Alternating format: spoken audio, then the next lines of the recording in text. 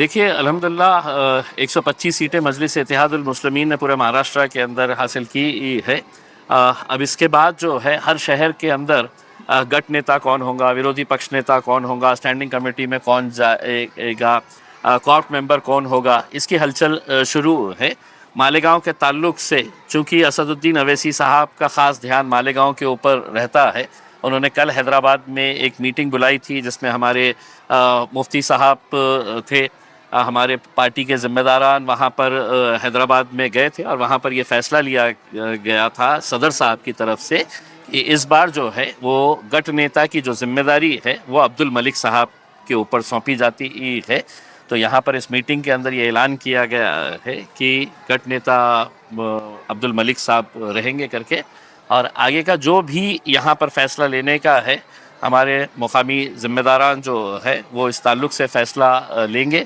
एक बात जो तय हुई है कि जो इस्लाम पार्टी है वो इस्लाम पार्टी ने के सदर जनाब आसिफ साहब ने मीडिया के ज़रिए दरख्वास्त किया था कि एमआईएम ने और किसी और दूसरे पार्टी ने उनका समर्थन करना चाहिए। तो इस ताल्लुक़ से भी पार्टी ने ये फ़ैसला लिया है कि उनके साथ बातचीत करके मालेगांव की तरक्की के लिए और फ़िरक़ा परस्तों को दूर रखने के इरादे से हम एक अच्छा फ़ैसला इंशाअल्लाह लेंगे। मकसद एक ही है कि मालेगांव की तरक्की के अंदर हम चाहते हैं कि किसी तरह का फ़िरक़ा परस्तों की दखलअंदाज़ी नहीं होनी चाहिए। तो इस ताल्लुक़ से जो भी फ़ैसला रहेगा वो मुफ्ती साहब और यहाँ के ज़िम्मेदारान लेंगे। ये जो पार्टी में आप जो भी देंगे, जो भी फैसला लेंगे, तो बिन शर्त होगा या कोई शर्त रहेगी, कोई रद्द की ये रहेगी? देखिए, शर्त यही होती है सियासत के अंदर कि हर कॉरपोरेटर जो है वो यही उम्मीद करता है कि मैं चुन कर आया हूँ, हाँ, और मेरे इलाके का विकास होना चाहिए, मेरे इलाक़ों के अंदर तरक्याती काम होनी चाहिए। शर्त यही हो सकती है कि हम हमारे जो इलाके हैं वो इलाक़ों के अंदर हम तरक्याती काम कैसे कर सकेंगे इसमें, हाँ? तो इसके लिए सियासत के अंदर बहुत सारी इलेक्शन के बाद जब नतीजे आते हैं तो हर एक लेवल के ऊपर यही बात होती है कि भैया आपके इतने आए हैं, हमारे इतने आए हैं, हाँ? लेकिन अब वो कॉरपोरेटर्स के बारे में भी हमको सोचना रहता है कि वो अपने इलाक़ों के अंदर कैसा काम करेंगे।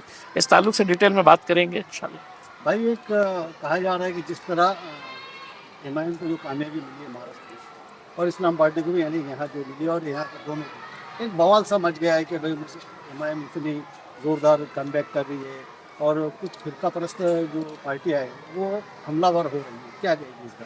देखिए, एक बात देर से क्यों ना सही, एक अंग्रेज़ी में कहावत है, बेटर लेट देन नेवर। आज इस महाराष्ट्र के अंदर और इस मुल्क के मुसलमानों को इस बात का एहसास हो रहा है कि अगर हमारी आवाज़ कोई उठा सकता है, हमारे लिए कोई लड़ सकता है, ऐसा फ़िरक़ा परस्ती के माहौल के अंदर कोई डट कर हुकूमत से आँख में आँखें डाल कर सवाल कर सकता है, ना तो वो कांग्रेस पार्टी है, ना वो समाजवादी पार्टी है, ना आरजेडी है, ना एनसीपी है, ना कांग्रेस है। तो लोगों को जब ये एहसास होने लगा और हर रोज़ जब वो देख रहे हैं कि किस तरीके से असदुद्दीन अवैसी साहब हर महाज के ऊपर लड़ रहे हैं, तो अब लोग मजलिस की तरफ आ रहे हैं और उसी का नतीजा है कि आज महाराष्ट्र में इतनी बड़ी कामयाबी मजलिस को यहाँ पर मिली है। भाई एक कहा जाता है जैसा आठवले जो है तो दलितों की राजनीति करते हैं, शरद पवार मराठा की राजनीति करते हैं, और जब उनके लोग चुन के आते हैं, यानी मराठा चुन के आए, दलित चुन के आए, तो कोई कुछ नहीं कहता, लेकिन मुस्लिम जब चुन के आता है या कोई पार्टी आगे बढ़ती है तो उसको क्यों टारगेट किया है? देखिए, ये तो आप लोगों की भी मेहरबानी है कि मीडिया वालों ने है तो मजलिस को इस तरीके से मुसलमानों की पार्टी बोलकर बना दिया है करके। बम्बई के अंदर हमारे जो 8 काउंसिलर चुन के आए हुए हैं उसमें एक बहुत ही आम घराने से, मतलब मैं तो ये कहूँगा कि गरीब घराने से एक हिंदू समाज का हमारा एक भाई वहाँ से चुनकर आता है, और हम कल के दिन ये फ़ैसला लिए है कि मुंबई का मजलिस का गट नेता जो रहेगा वो हमारा एक हिंदू भाई रहेगा करके उसमें। तो हम उन लोगों के मुंह पे तमाचा मारे हैं जो हमारे को बार बार ये कहते हैं कि ये तो सिर्फ फ़िरक़ा परस्त जमात है, ये सिर्फ मुसलमानों के बारे में बात करती है।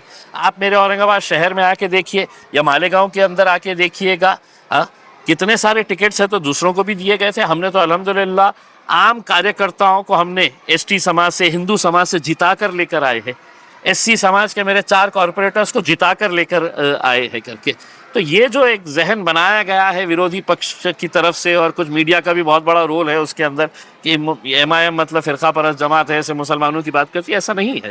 भाई एक आखिरी सवाल, मुमरा से जो शहर बानो चुन के आई है और शहर से, तो उन्होंने कहा कि भाई मुमरा को हरा करो, इसके ऊपर काफ़ी बवाल हो रहा है, काफ़ी उसको मतलब टारगेट किया जा रहा है। देखिए, बात है कि एक नौजवान बच्ची है, बहुत पढ़ी लिखी बच्ची है, बहुत काबिल बच्ची है, और आज उसने सारी ताकतें उसको गिराने के लिए लगी हुई थी, हाँ?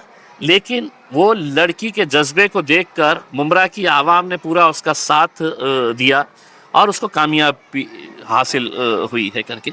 इस मुल्क के अंदर हर रोज़ कोई ना कोई खड़े रहता है कि इस मुल्क को हिंदू राष्ट्र बनाने का है, हाँ? इस मुल्क को है तो हमको भगवा रंग से पूरा रंग देने का है करके। ये हर रोज़ आप बयान सुनते हैं। एक बच्ची जो चुनकर आई है और वो अगर ये कह रही है कि मुझे है तो मुमरा के अंदर तमाम सियासी जमातों को ख़त्म कर देने का है 5 साल और पूरे हरे रंग का, इसका मतलब ये नहीं है, हाँ, कि हरा रंग के ऊपर कोई पाबंदी लगी है। दलित समाज का जब चुनकर आता है वो नीले झंडे पकड़ के चलता है, हिंदू समाज का कोई आता है तो भगवे रंग पकड़ के चलता है। तो इस तरह का बवाल जो है वो सिर्फ इसलिए किया जा रहा है कि एक बच्ची वहाँ से चुनकर आई कैसा, वो तो गढ़ किसी और का था, हाँ, वो गढ़ में सेंध लगाए कैसा। तो तकलीफ इस बात की है, तकलीफ इस बात की नहीं है कि वो बच्ची ने क्या कहा है करके। उनको तकलीफ ये हो रही है कि मुमरा जैसे मुकाम के ऊपर मजलिस 5 सीटें कैसे जीत सकती है, ये तो हमारा गढ़ था, हमारी जागीर थी, इस जागीर को कैसा कोई खींच सकता है करके। तो तकलीफ इस बात की है। भाई मुंबई में अभी आपने कहा कि गठ नेता जो है एक हिंदू भाई होगा, उसका नाम भी बता दीजिए।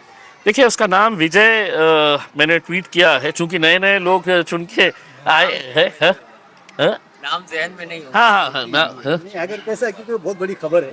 जी, हमने ये ऐलान किया था कि, मैं भी बता दूं,